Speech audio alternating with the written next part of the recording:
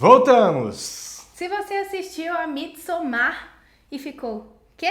Vem com a gente e vamos conversar sobre esse filme que é cheio de simbolismos e interpretações. E a gente sabe que vocês gostam, os nossos vídeos que a gente fala sobre os simbolismos dos filmes são muito vistos, muito comentados e é muito legal. E esse não é um final explicado. Antes de mais nada, vale lembrar que aqui não é de forma alguma a palavra final. A gente tem uma interpretação para o filme, a gente foi em busca de entender algumas coisas que se passam no filme, mas de forma alguma é um veredito também. Isso não é indireta para ninguém que faz esse tipo de coisa, pelo amor de Deus. É só porque a gente não vai dar uma palavra final. Cada um tem interpretação que, enfim, tem. Midsommar foi dirigido pelo Ari Aster, ou Ari Aster, eu não sei muito bem como é que pronuncia o nome dele, acho que pouco importa também, que é o aclamadíssimo diretor do Hereditário, que inclusive rendeu muita crítica ao Oscar desse ano, por não terem levado a Toni Collette, nem para concorrer, né, a melhor atriz, enfim. E Midsommar é um terror à luz do dia, inclusive aqui no Brasil ele ganhou o subtítulo, para variar, né, sempre tem um subtítulo bem ruim, que é O Mal Não Espera a Noite. É engraçado que o trailer me deu uma impressão de que seria muito aterrorizante, mas a impressão que eu tive do filme, na verdade, foi um desconforto, uma perturbação, assim, muito mais do que um filme assustador.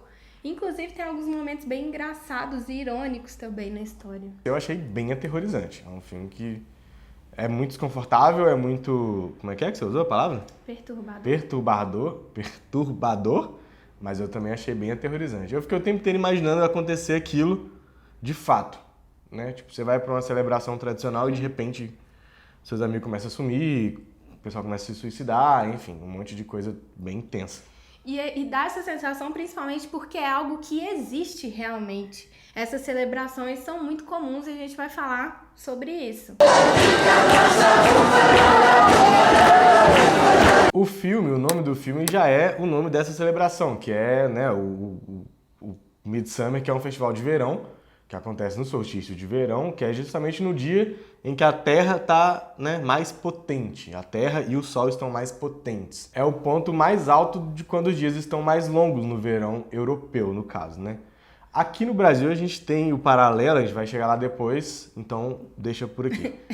Mas folcloricamente é quando a Terra e o Sol e o cosmos estão com seus poderes mágicos mais exaltados. É uma época boa de fertilidade, de prosperidade, tudo a ver com as forças da natureza. Vem a primavera, depois vem o verão, então tem essa questão de florescer, de tudo fica verdinho, né? As flores aparecem, as árvores ficam bonitas, frondosas e tudo mais. Então é este momento muito, até meio sensual, né? É uma coisa que exalta mesmo as sensibilidades das pessoas também. O Midsommar é um festival pagão que celebra a fertilidade da terra, acontece entre 19 e 25 de junho, que é a véspera do solstício de verão, e é uma das festas mais importantes, se não a festa mais importante da Suécia, que é onde se passa o filme. É curioso que eu vi falar que nessa época dessa festa, as cidades grandes esvaziam, vai todo mundo pro campo, pra casa do campo. É um feriadão como a gente tem aqui em alguns lugares, né? As pessoas saem realmente do caos urbano para ter um momento de descanso e tudo mais, enfim. Por que a Bia ressaltou que é um festival pagão? Nasceu pagão, né? Porque é um festival que o cristianismo adotou, incorporou na sua tradição para poder consolidar o processo de expansão cristão. Em vez de ficar o tempo inteiro guerreando e batendo de frente, algumas coisas de culturas pagãs, de culturas pré-cristãs, foram incorporadas pela cristandade, pelo cristianismo, para poder, né, enfim, como é que se diz? Você absorve uma cultura para não destruir ela completamente, mas remodela também, de certa forma destrói também.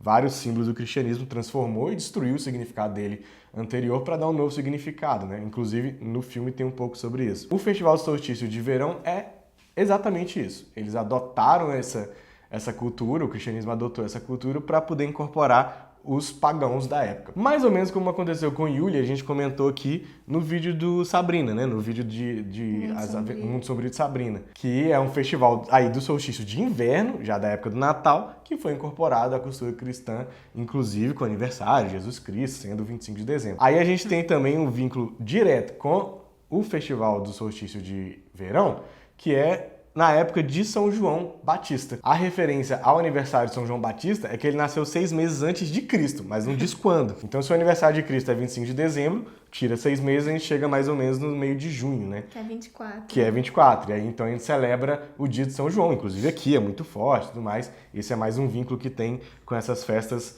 pagãs do norte, né? É fácil traçar esse paralelo porque aqui a gente se veste como camponês, a gente faz vários banquetes com um monte de comida que a gente não costuma comer no resto do ano, inclusive, né? Então faz aquela farra de comida, tem muita dança típica, tem celebração de santos e celebrações casamenteiras, várias rituais. Como é que se diz esse negócio? Que eu anotei.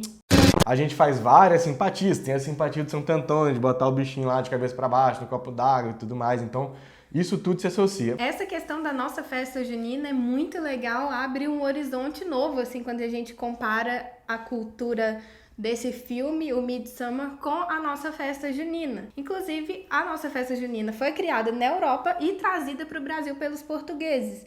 E tem muito paralelo no filme. Tudo isso que você falou, das danças, de rituais de fertilidade, tem a celebração da colheita, né? Aqui a gente tem vários alimentos feitos de milho, porque é a época em que dá milho em várias regiões do país. E tem fogueira.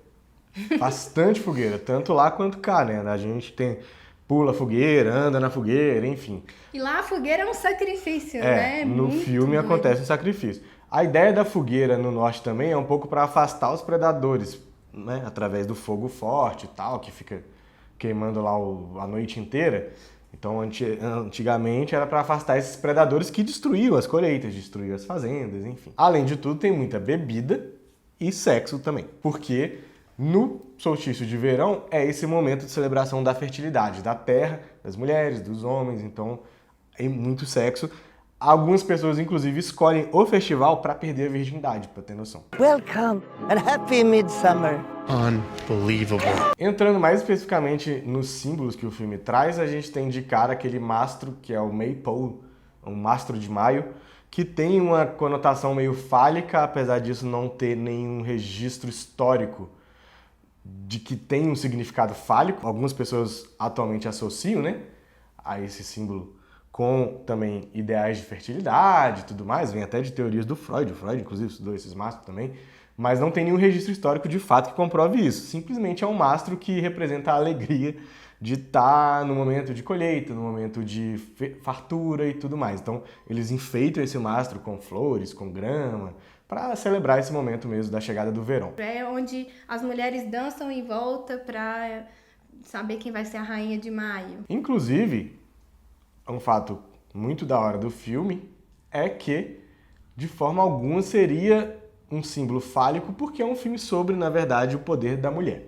E o poder que emana do feminino, né? Tipo, da feminilidade. Porque tem muitos outros símbolos que deixam isso claro. Além dos símbolos, tem também as personagens. Dá pra destacar a personagem principal, que é a Dani, que a situação dela tá bem triste. Ela perdeu a família, o namorado dela não é muito compreensivo, não estão tendo um bom relacionamento, e no final das contas, ela se elege a rainha de maio, ela é a pessoa que vem de fora e consegue vencer essa competição. Ela abençoa lá a colheita, tem aquele ritual que ela vai por ter sido a rainha de maio. E no fim das contas ela ainda se livra do namorado com uma força imensa, né?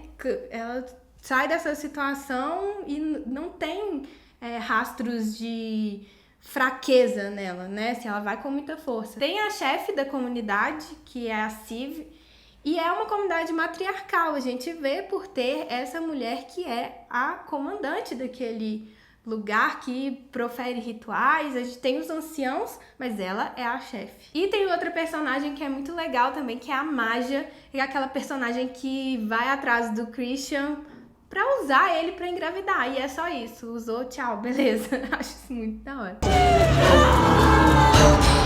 O processo que a Dani passa é basicamente o processo de exaltação dessa força feminina, né? Então ela começa numa situação totalmente destruída e, através do horror do filme, de todos os acontecimentos terríveis que se passam no filme e nesse festival, né, tipo, ela sobressai, ela emana toda a força dela, como se fosse um processo mesmo, né? Tipo, você precisou passar por isso para você entender sua força. E é um processo de conexão com a natureza também. Quando ela toma os chás lá, ela começa a se ver com raízes, né? E aí no fim do filme, quando ela tem que tomar a maior decisão, que é quem vamos sacrificar? É o seu namorado? É o fulano aqui que foi sorteado? Ela tá uma flor humana, tá toda coberta de natureza, né?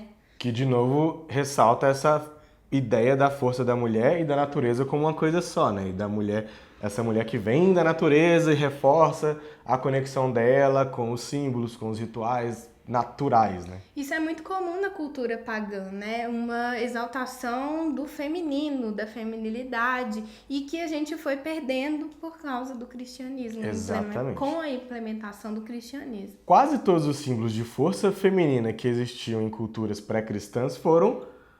Quase todos, não, acho que todos, né? No cristianismo não existe espaço para mulher. Tudo vem do homem, né? A mulher, ela tem que obedecer, ela é o fruto proibido, ela é a degenerada da costela do Adão, né? Que veio do barro. Então, assim, tudo que vem da mulher é ruim, é tido como uma coisa ruim. Já nas culturas pagãs é o oposto, né? As mulheres, elas têm força, delas advém toda a força, na verdade.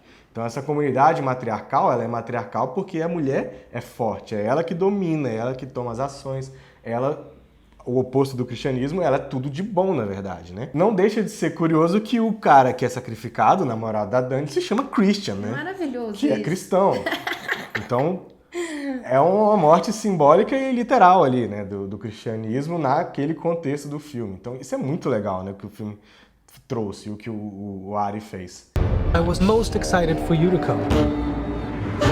Um desses símbolos que foi mudado no cristianismo foi o peixe enquanto um símbolo pagão e pré-cristão, né? A gente tem várias representações do peixe com várias deusas das mais diversas culturas. Artemis, por exemplo, que é uma deusa muito conhecida da gente, né? Um pouco mais familiar. A Targates, que é uma deusa síria, que também tem toda a mitologia dela, vem do peixe. Algumas explicações dizem que um ovo caiu do céu e aí o peixe colocou na terra. E, inclusive, Maria já foi representada com o menino Jesus dentro de um peixe que estava sobre o ventre dela. Então, tem aquela forma que a gente conhece do peixinho cristão, né? Que é aquela coisinha meio assim, né? Inclusive, algumas pessoas dizem que é um símbolo feminino, como se fosse uma vagina com o útero invertido. Eles viraram, aí virou o peixinho que a gente conhece. E que isso vem, na verdade, dessa feminilidade também, representando não só o poder de reprodução, porque peixe se reproduz bastante, mas também essa forma representando isso, o útero, a vagina da mulher. Lembrando que a Dani, a gente tá falando aí do peixe, a Dani, quando ganha a competição de Rainha de Maio, eu acho que é uma competição, ela tem que comer um peixe vivo, um arenque, né? É uma competição porque elas ficam entre mulheres, né? Elas têm que ver quem que vai ser a rainha através de uma demonstração de força, que é basicamente dançar até ficar extenuado. O último que não cair é a rainha. A última que não cair, no caso, é a Rainha de Maio, né? Só que é uma competição, mas uma dá força pra outra, né? No final não tem uma rivalidade. A competição, mas não tem a rivalidade, tanto que elas puxam a carruagem, elas vão junto. Aí depois elas choram junto quando ela fica desesperada porque viu o namorado lá fazendo aquele ritual de fertilidade. E não dá pra ignorar também um símbolo muito forte que tem ali, que é o urso. E a gente quebrou muito a cabeça pra pensar o que tem a ver esse urso nessa história. Que começa aprisionado, começa numa jaula.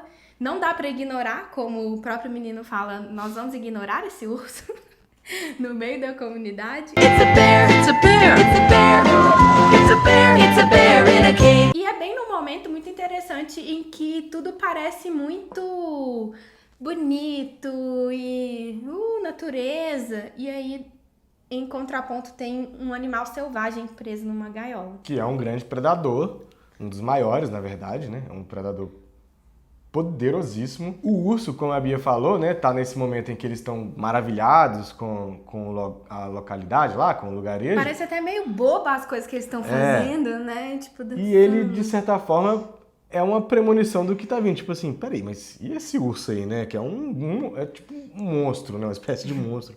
da natureza. E até então não aconteceu nada muito grave, só com a Dani. Ela teve algumas viagens muito ruins por conta dos cogumelos.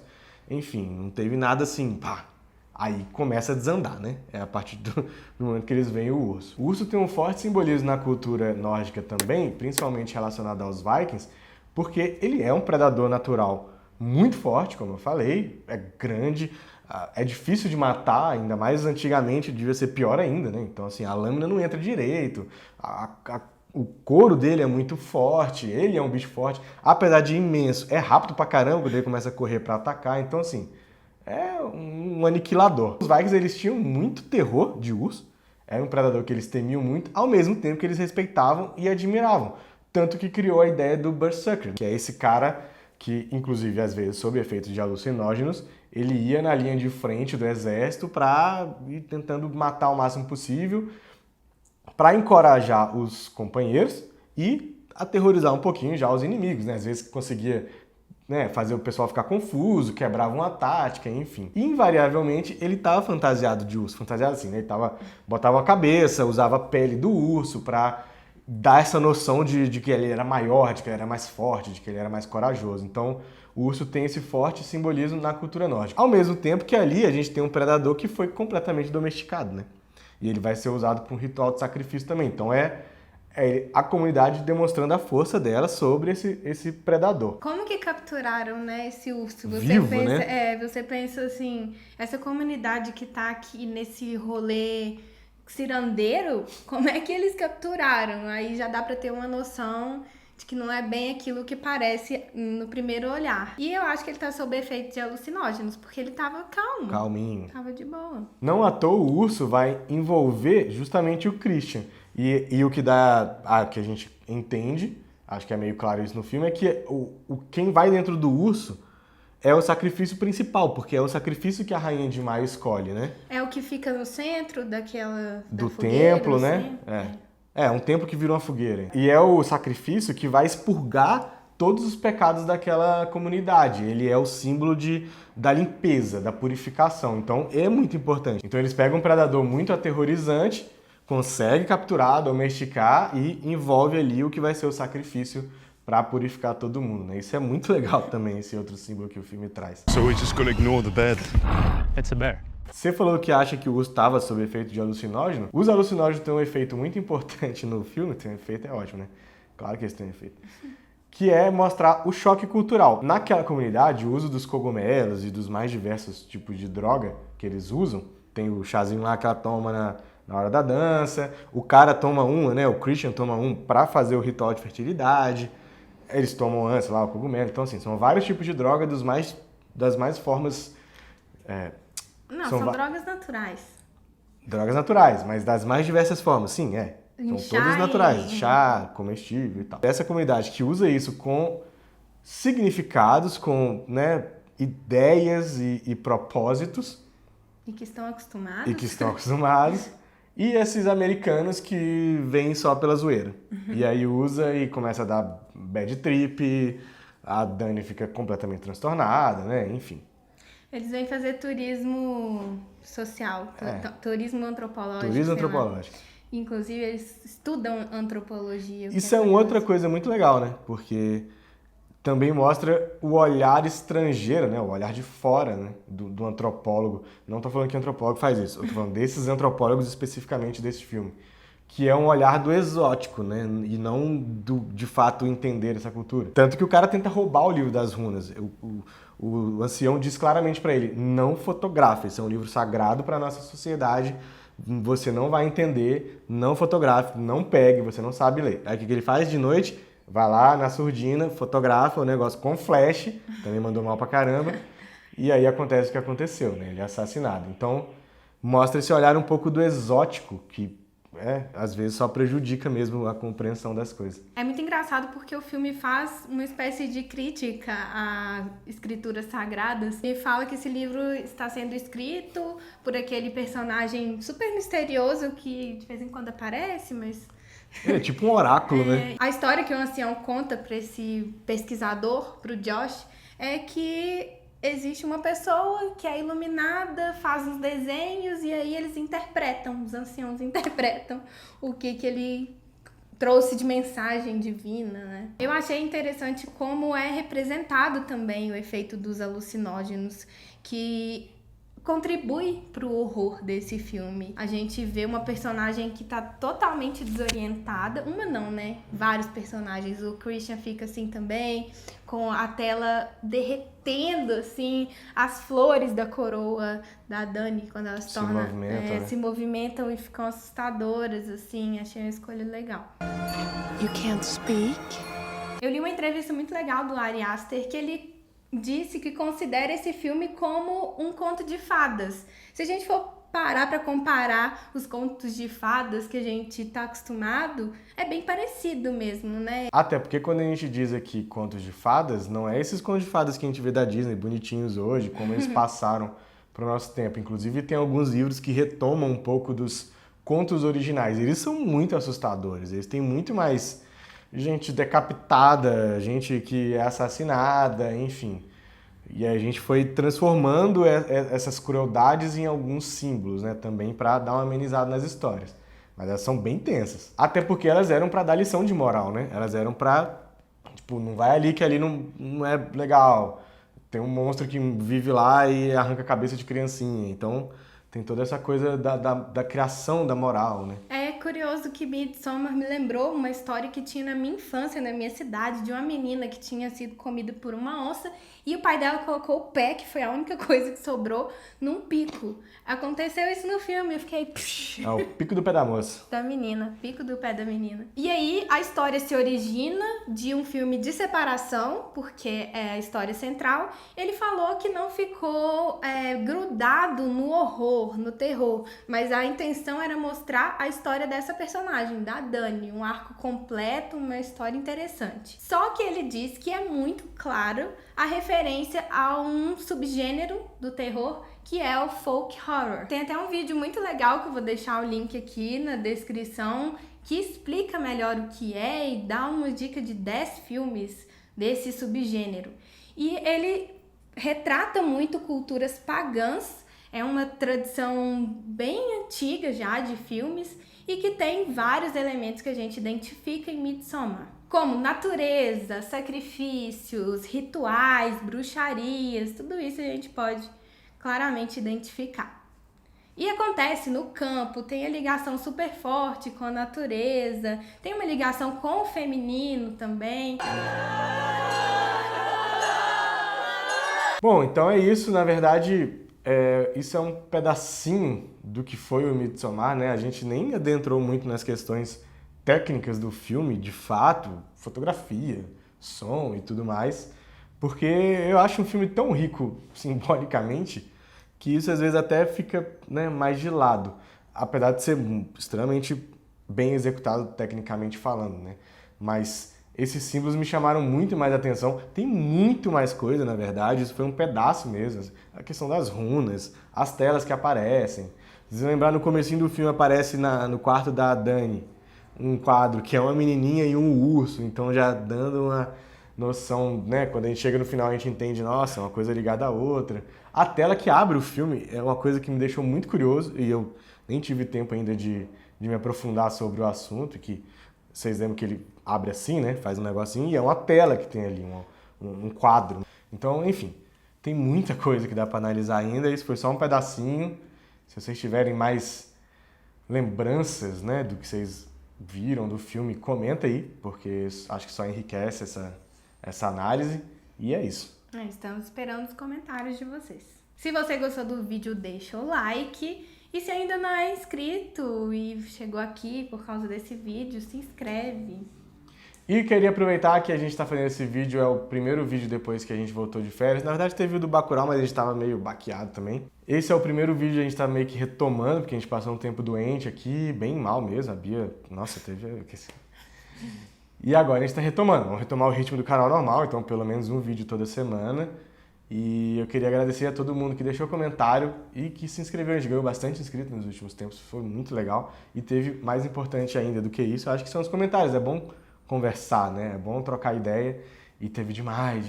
Então, valeu. E Bacurau está se tornando o vídeo mais visto do nosso canal. Isso é incrível, porque a gente às vezes faz vídeo de cinema brasileiro que as pessoas não se interessam muito, não tem tanta interação, engajamento. E Bacurau tá incrível. Eu fiquei muito feliz. É isso aí. Tem muita gente assistindo. Então valeu, até o próximo vídeo. Tchau. Tchau. Cuidado com a bruxa.